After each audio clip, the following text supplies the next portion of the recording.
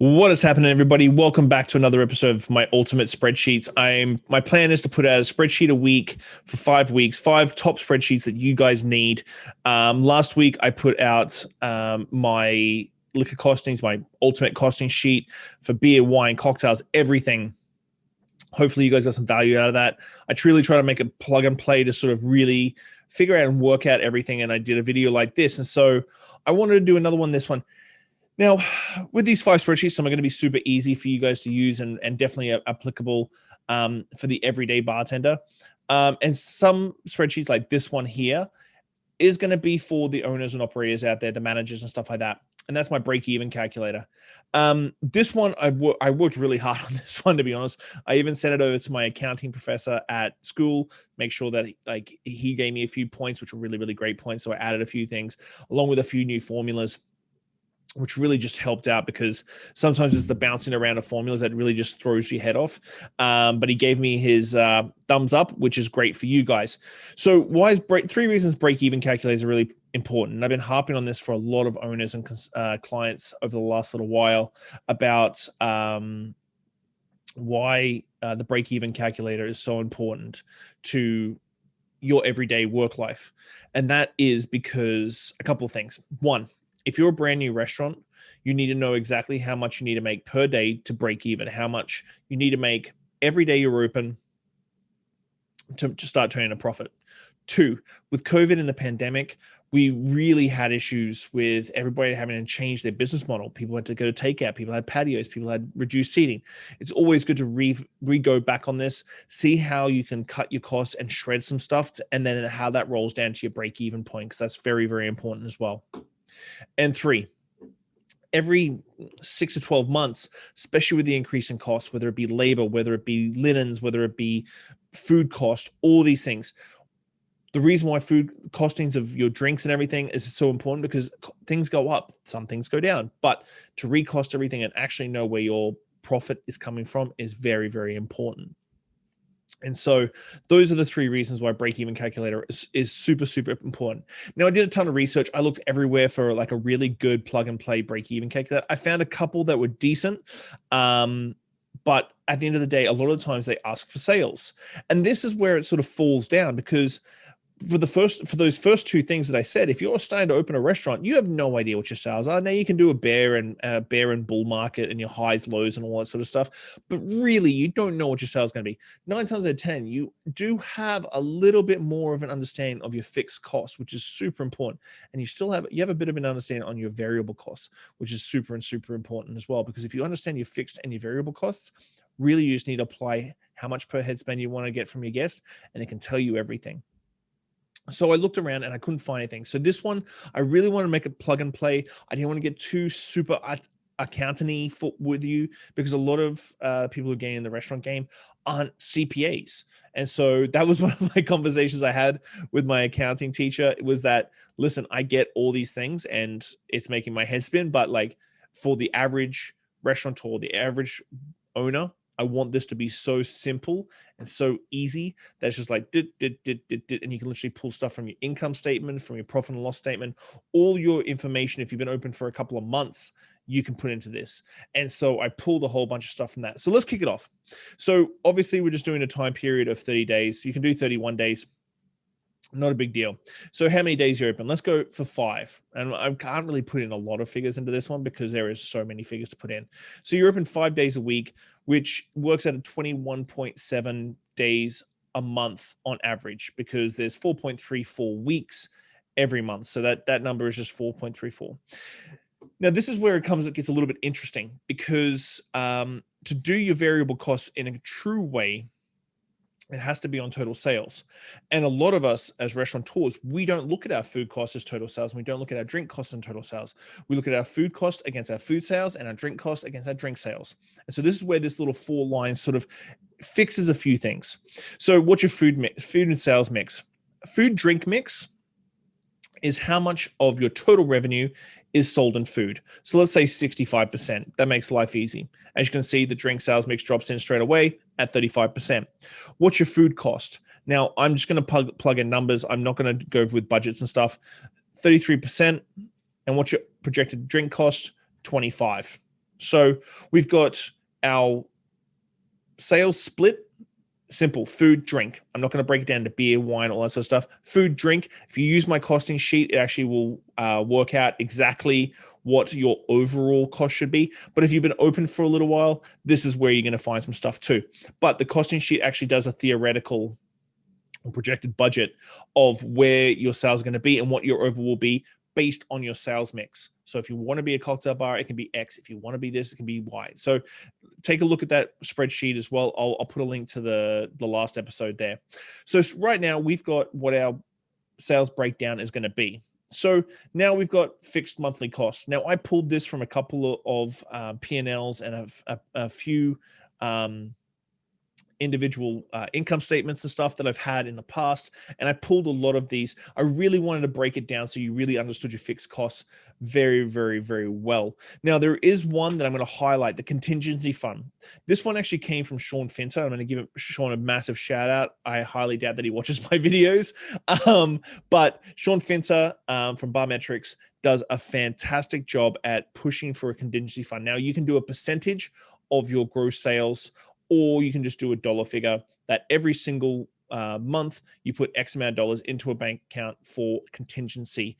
It's just nice to have. And if you're doing this as a break-even calculator, it doesn't become an expense that is going to cripple you. It helps along the way. So contingency fund is a massive, massive deal. Even if it's $1,000, $1,500 a month, think about it. And we're going to go through. Now, like I've put a lot of lines in here. If you don't use it, just chuck a 0 into it. But if you do, throw it in. There's other fixed costs in there. There's a miscellaneous line as well, I believe. No, I didn't do a miscellaneous because I have other fixed costs. But if you look on the right-hand side there, this one came from my teacher. He said, for yearly paid fixed costs, i.e. Licensing, that sort of thing, take your previous year or take what the yearly cost is, add 3%, divide by 12, and there you go. You've got your monthly cost, and that should be fixed every single month because you're not gonna slide a yearly licensing fee into 1 month. You're gonna spread it out, and that also should go into a sort of fund as well. So let's go down to your variable costs. So as you can see, this is already rolled down what your food cost in comparison is to your total sales: 21.545 and 8.75. And so that's putting your drink cost against your total revenue. That's a very, very important thing for your variable costs, because the way that the formulas work is variable costs are always against total revenue, not against the sales mix split.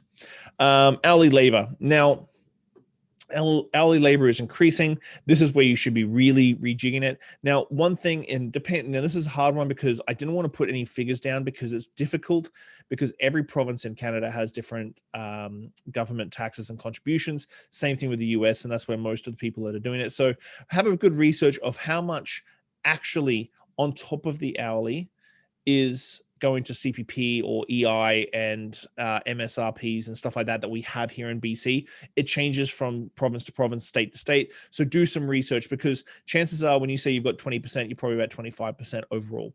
So that should be everything. That's exactly like every single cent that goes out your door on payday should be a figure, that percentage there. And then other variable costs. Now, other variable costs are things that you may not have thought of during COVID.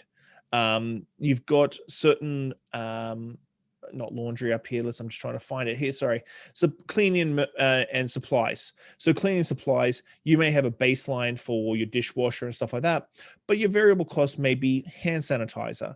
You'll have packaging and stuff like that you would not have any budget for in your fixed cost that would be going for month after month after month. But it may be a cost that you have to outlay because you're doing takeout. So there's those sort of things as well. So that's really just one that it has to be a percentage number. So you just have to do a few calculations of the total cost of that added to that, divided by your total revenue, and you can just throw it in there, whether it be 5%, 6%, 7%, could be 2%. But the other variable cost, it's just something that it's a nice line just to have. So once you plug all that in, you can type in your average dollar per guest. Now, this can't include taxes and grats. A lot of POSs give you that number, whether it be $30, $35, whatever. So I'm going to throw in some numbers here because just so I can show you, we're going to do $35 per head. Let's say we're a restaurant. Okay. I'm just going to, no, I can't do it that way. I'm trying to think of a way that I can show you guys how this sort of rolls down into things. So let's pick up some big things. Rent costs, $10,000 a month. Salaries, $5,000 a month. Utility costs, let's do $2,500. Now I'm just trying to show you this. Let's do $250 on cleaning.